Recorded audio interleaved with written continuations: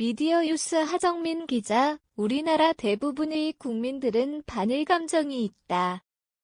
그런 배경 속에는 일제강점기부터 역사적 사건들이 일어났기 때문이다. 역사적 연원 중 대표적으로 현재까지 이어지고 있는 한일 간 위안부 합의 문제가 있다. 물론 박근혜 정부가 2015년 12월에 위안부 문제 최종 합의안을 도출하였지만 국민들의 뜻과 피해자의 의견을 반영하지 않고 청와대가 독자적으로 진행했다는 점에서 많은 비판을 받았다. 이렇게 국민들은 아직도 위안부 문제를 가볍게 넘기지 않고 진정성 있는 사과를 강하게 요구한다. 그러나 이와 비슷하지만 사람들 사이 속에서 잊히고 있는 문제가 있다.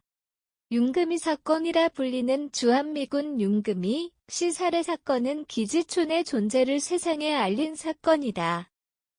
기지촌은 6.25 전쟁 이후 경기도 온천, 포천, 문산 등 발달하였고 1957년 미국의 외출과 외박이 허용되고 나서 주한미군의 주둔기지 중심으로 급격히 번창하였다.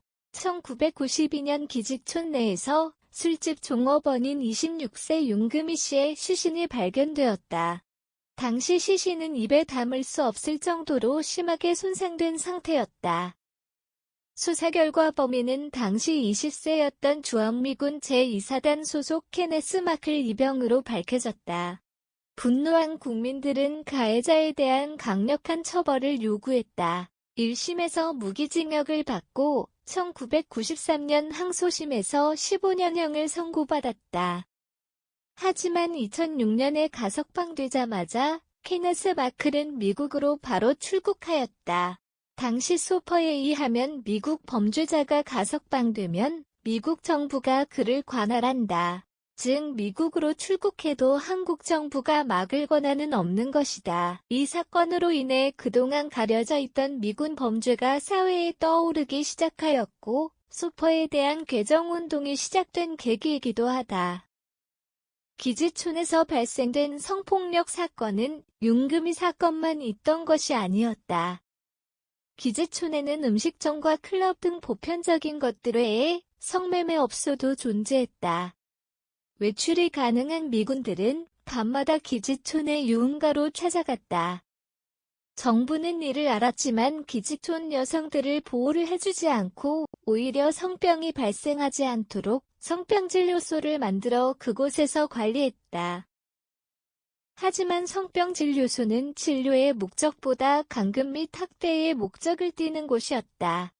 공무원들이 기지촌에서 성병에 걸린 여성을 발견하면 바로 성병진료소에 강제로 데려온다. 그리고 성병에 걸린 미군들이 그곳에 감금되어 있는 여성을 지목하면 해당 여성은 거부할 자유를 박탈당하며 잡혀가기 때문이다. 미군들은 이렇게 끌려온 여성들이 마치 동물원 우리 속에 갇힌 원숭이와 같다며 성병진료소를 몽키하우스라고 불렀다. 일제강점기 때의 위안부와 기지촌의 성병진료소 이 둘의 차이는 무엇인가? 취약계층에 존재한 서민들 본인의 의지와 상관없이 이루어진 피해 등 이들의 공통점을 많이 발견할 수 있다. 하지만 기지촌 여성들은 위안부와 달리 국가의 보호를 받을 수 있었다. 일제강점기 때는 우리나라 정부가 있지만 사실상 없는 위치였다. 그래서 위안부는 정부가 보호할 힘이 없던 시기이다. 하지만 기지촌의 성병진료소는 다르다. 정부가 알면서도 기지촌 운영을 막지 않고 오히려 장려했다. 기지촌 성매매가 미군들로부터 벌어들이는 수입이 많았기 때문이다.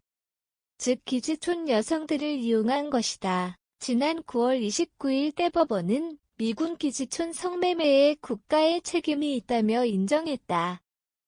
2014년부터 시작된 기지촌 미군 위안부 국가배상 청구 소송은 피해자들에게 각 300에서 700만 원 배상하는 원심으로 마무리되었다. 또한 과거사 정리법 제2조에 따라 중대한 인권침해 사건엔 소멸시효가 적용될 수 없다. 즉 공소시효가 없다는 것이고 그만큼 기지촌 여성들은 지울 수 없는 상처를 가지고 있다는 것이다.